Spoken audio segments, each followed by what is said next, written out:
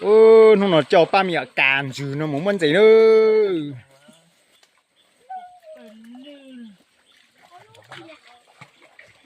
To một đá bên thua vả bây giờ. Mùa giàn thua xin đi xong một hộp lên không?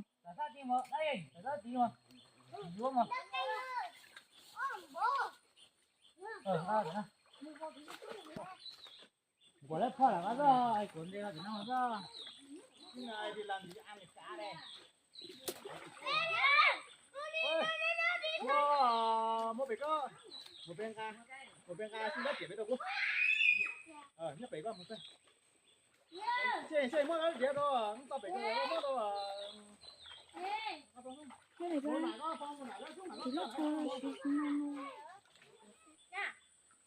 đi là từ trong mình mất là cho mình được em từ trong chợ bố mình xuống nó nè bố bố mình xuống nữa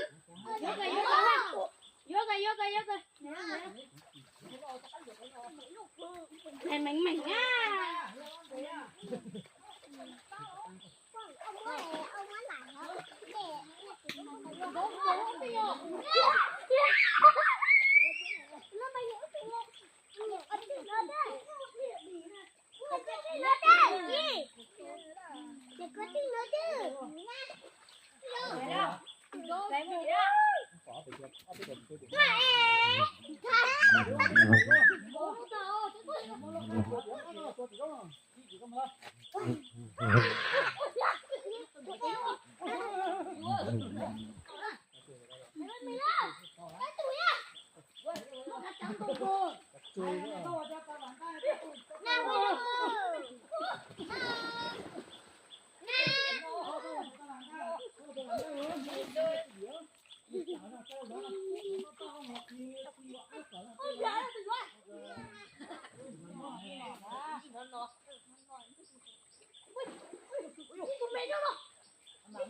Cái này cả tao cái đó xem muốn đi tao thế.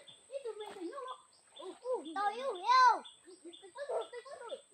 mình xuống nữa tụi mình yêu nữa xuống lại ra cho ra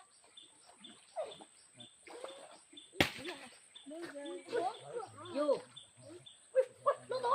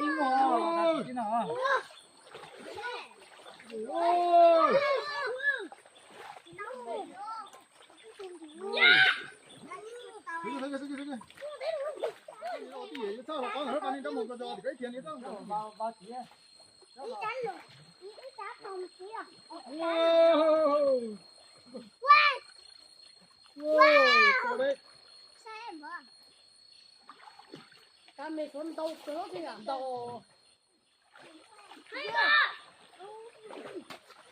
cái rồi dùng bồn rồi dùng mòn. Yeah, bữa ai có sắp rồi đấy cái này mà cái tôm phải như vậy.